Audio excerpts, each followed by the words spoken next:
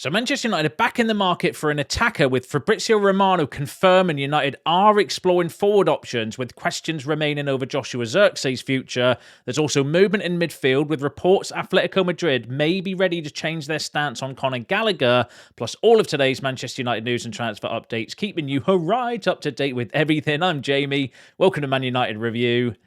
Let's jump straight into it. So let's kick off with the Zirkzee and forward situation, because this seems to be more like the most plausible deal that we are potentially in the could be doing in the January transfer window. So let's kick off with that. So firstly, Mark Critchley works for The Athletic. Very good journalist for United News. Is on the Talk the Devils podcast and all of that stuff as well, along with Andy Mitten and Laurie Whitwell, etc.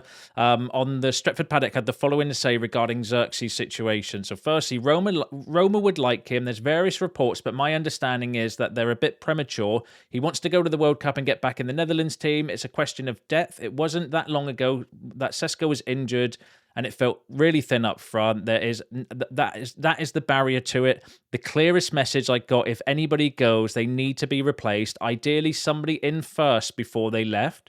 There's a lot of noise around Zirkzee and Roma. They are very keen, but if United stick to their guns on that point, I struggle to see how he goes.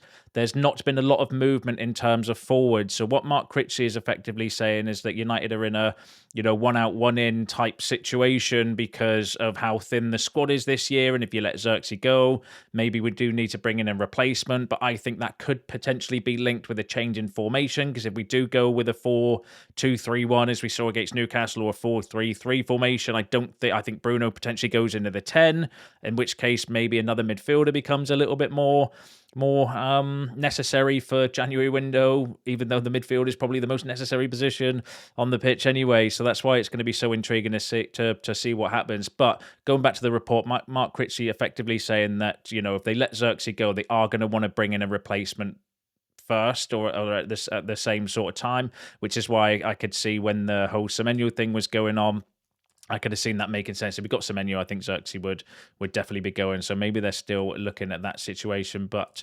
Romano's come out since, saying that on the situation of Zirkzee and United being on the market for an attacker, because there's not been really any links apart from Semenyo. However, Romano has said the negotiations between Manchester United and Roma for Joshua Zirkzee continue. Zirkzee is prepared to go to Roma.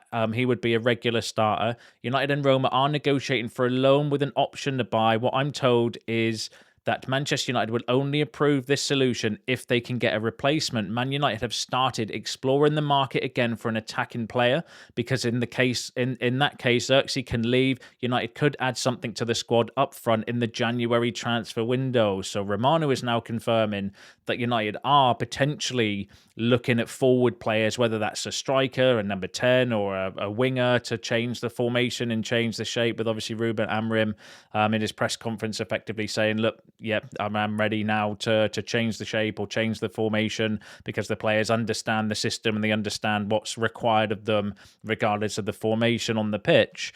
So that's really interesting that Romano is now confirming that United are on the market for an attacker. He did say the other day, because one of the players that we have been linked with since we missed out on Semenyo was Yan Diomande. Romano the other day on his YouTube video regarding Diomande said, among many clubs recently, Man United and Tottenham were on a mission to scout Yan Diomande. I think it's going to be one of the big names. We'll see if it's going to be 26 or 27 also, because of a technical point of view. RB Leipzig would like to keep him maybe for one more season, but it's too early to predict. So Romano is confirming that United have been looking or scouting recently Yan Diomande as a potential alternative option, although that is very, very unlikely to be a January deal. One, because of the cost.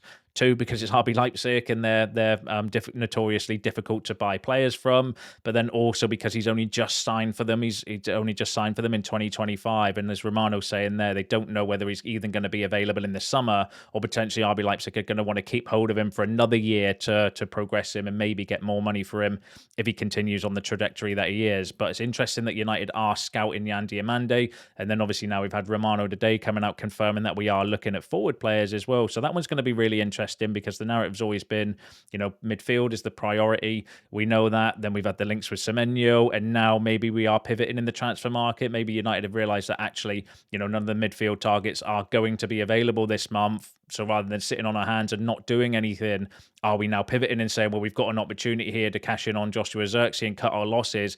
Is there an attacking player that we could bring that deal forward for January? Who knows? We'll have to wait and see. But that's really interesting. Now, in terms of alternative names, this one's come out that I saw. So Hoffenheim winger Bazoumana Touré is rapidly emerging as one of the most closely monitored young attackers in Europe, with strong interest building from the Premier League ahead of the next transfer windows. The 19-year-old Ivorian is currently on the radar of Manchester United, Arsenal, Brentford, and Newcastle United, all of whom have begun initial background checks and data-driven scouting on the player. Sources close to the agent's industry have informed Court Offside. Now, what I will say straight away is we do need to take this with a pinch of salt. It's Court Offside have got a mixed bag of journalists that write for them, some decent, some, pinch of salt material, and this is definitely pinch of salt material, but an interesting name. But what caught my attention to the story is that United have got that teams have started doing an initial data-driven scouting on the player. And I read a report the other day from the Daily Mail, which was really interesting around United's new approach to transfers. And they were saying that effectively the way that it's working with United at the moment is Jason Wilcox, along with Ruben Amorim, will identify the profile of players that they're looking for, i.e. the characteristics. If you've watched any of Ruben Amorim's press conferences, you know that's a buzzword that he likes to use. We need certain characteristics within the team and within the squad. What's happening then? So Wilcox and Amorim are doing the characteristics of what they would like. They're then taking that information to the data team. The data analysts are then doing data analyst things and sending a list of players then to Christopher Vivel and his scouting team, who are then going out to eyeball the players and understand how, their personality, are they the right fit, are they a good pro? All of that type of stuff is being done. So that's the way the recruitment structure is now working now that we've got this data team going. So that's what caught my attention when I read the report to say, well, actually, maybe he is a player that's come up on the data analysts list of targets. And then in the report, going back to that, it goes on to say that his pace, fearless direct running and intelligence when attacking space in behind have quickly earned him a regular starting role, a remarkable achievement given his age and limited experience at the top level. Scouts from England have been particularly impressed by Touré's ability to operate in transition-heavy systems. He thrives when isolated against defenders. He has the confidence to take players on and shows maturity in his final ball decision making. So they're effectively saying he's a very good 1v1 player, not one I've watched a ton of. I watched his highlights, but that's no real way to judge fully a player. So you'll have to tell me in the comments if you've watched any more of him, what you sort of think. And it goes on to say, despite growing speculation, Hoffenheim are determined not to sell in January. While reports of potential bids around 35 million euros have circulated, the Bundesliga club have no intention of sanctioning a mid-season exit, and Hoffenheim believe his true value is closer to 44 to 45 million euros, reflecting both his potential and the leverage provided by his long-term contract. So he's a really interesting option.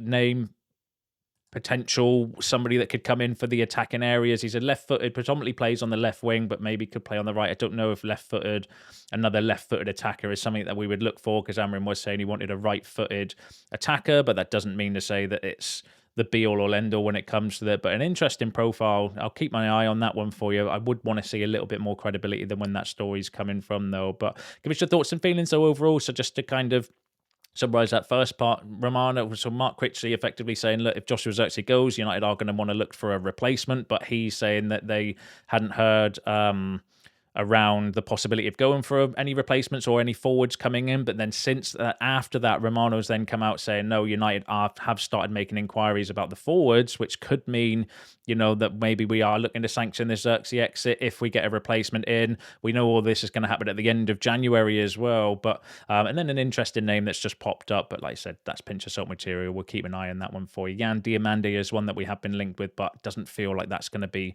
one for January. I'd be surprised if we made that sort of move in January, but never say never. So that's really interesting. Give us your thoughts on that in the comments below. Now, the main area, obviously, the talk of the town is the midfield. Let's go through all the latest there. Now, one of the names that's been consistently linked with us since the summer, and we know is a player that we have had talks about before and actually would be playing for us had Atletico Madrid sanctioned a loan move for Conor Gallagher in January.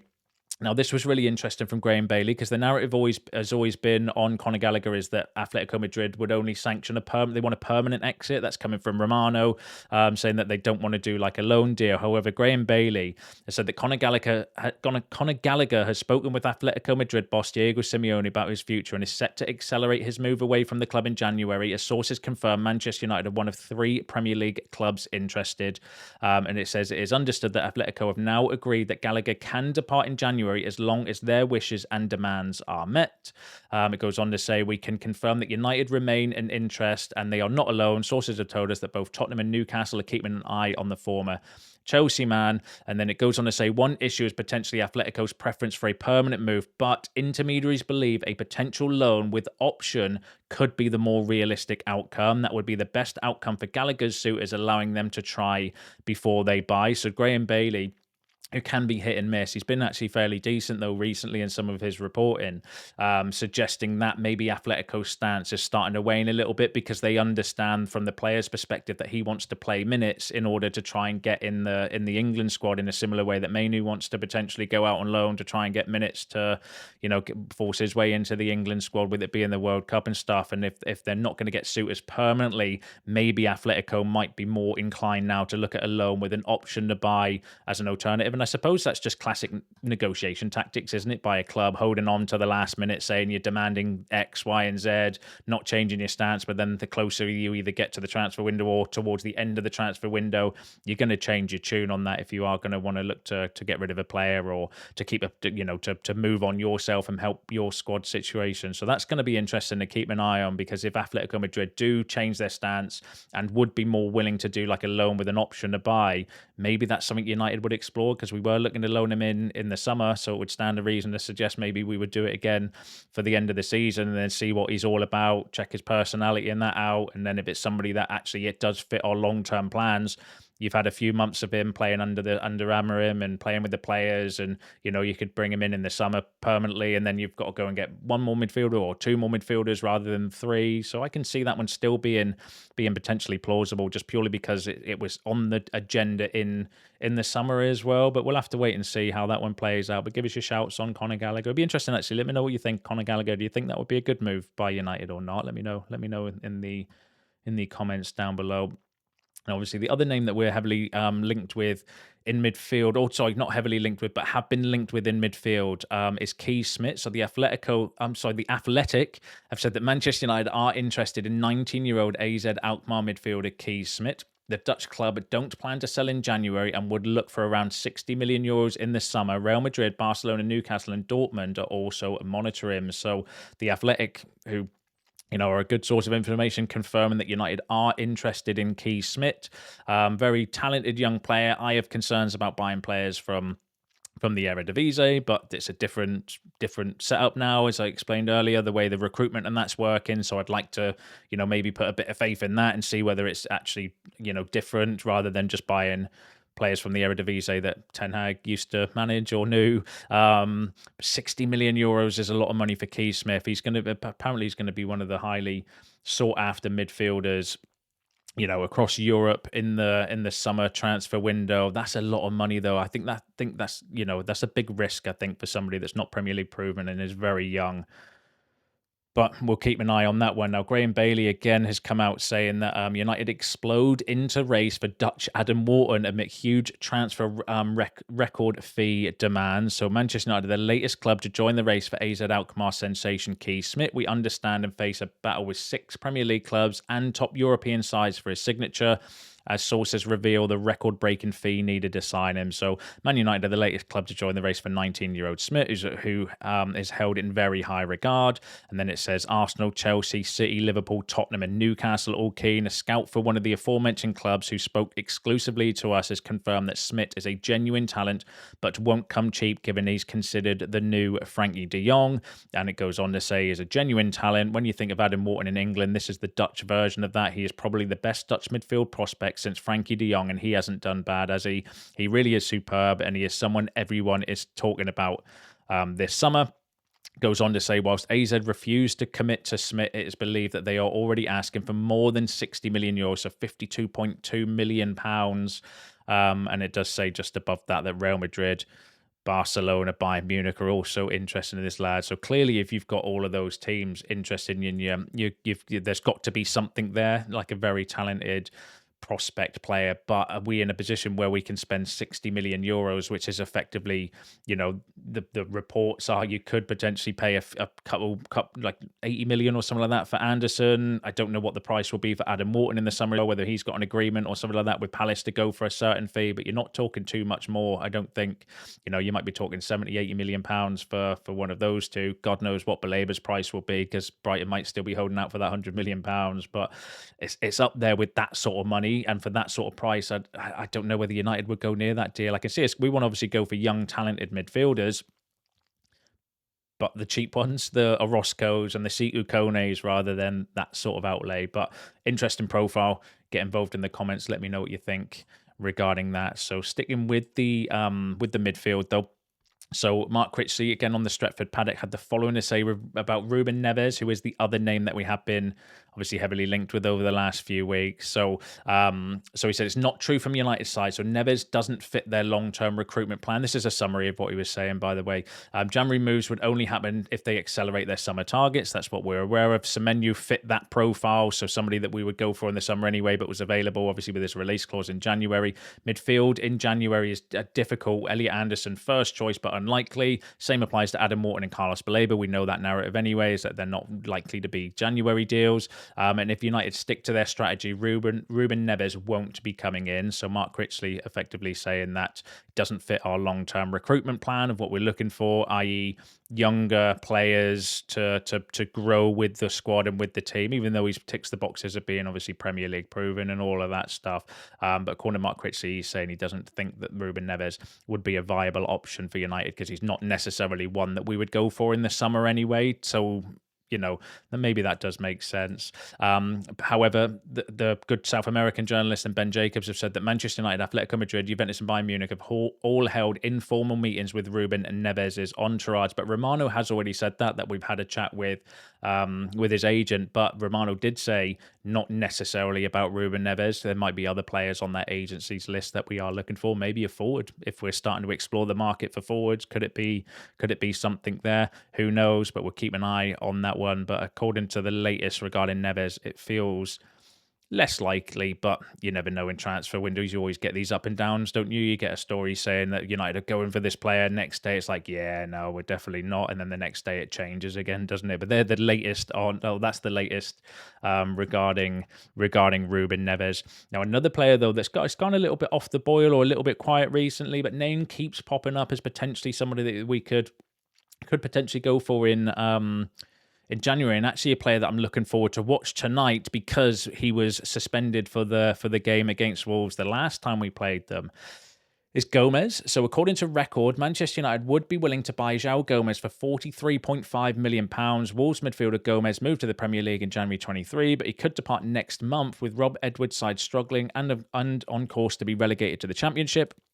Gomez's former club Flamengo are keeping an eye on the situation between Wolves and United, with Ruben Amorim's side long linked with a move for the Brazil international. So coming from Record, Portuguese media outlet, I'm very sceptical of because of the whole shenanigans that was going on in the summer with Victor Gyökeres, with some saying we've made a bid and then we didn't, and then Arsenal obviously ended up signing him, and there was a lot of conflicting stories coming out from Portugal at that particular time. But that could be one of those opportunities. I think if Wolves are in a position where they're like, okay, F it, we're definitely getting relegated now.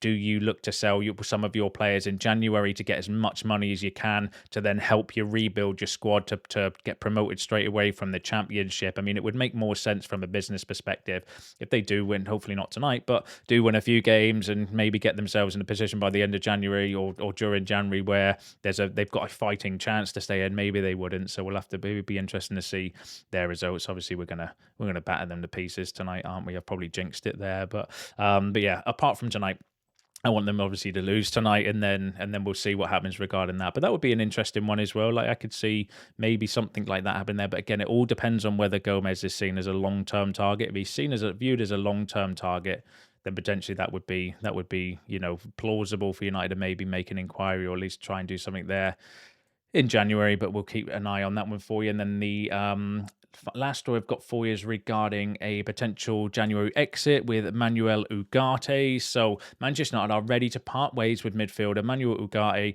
Galatasaray hunting a January move, according to Turkish outlet Fanatic.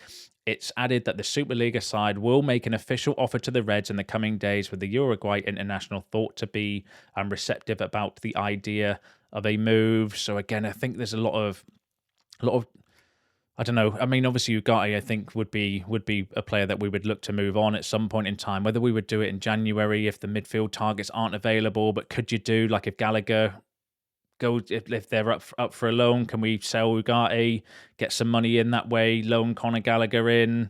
I don't know what that would mean for Kobbie Mainoo and his stance as well, but that's one to pay attention to. It's not the first time, not the last time. I don't think Ugarte is going to get linked with potentially a January exit. I just don't know whether we're going to be, because the midfield is the position, the priority position. Are we going to weaken it? No, I don't think so. In January, we're not going to do anything to weaken ourselves. But if you get somebody in, like I said, can you sell Ugarte or loan Ugarte out with an option to buy or an obligation to buy, and then go for Joao Gomes? I'd be well up for doing that. So, but again, we'll have to wait and see how that one plays out. But give us your shouts on that in the comments below. So overall, pretty interesting that we might be now looking at attackers with the Joshua Zirkzee situation. So we'll keep an eye on their links with a couple of names, but I'd want to see a bit more credibility, especially for the Touré one. Midfield one could be getting a little bit more interesting with potentially Atletico Madrid changing their stance on Conor Gallagher. Maybe not so much movement on the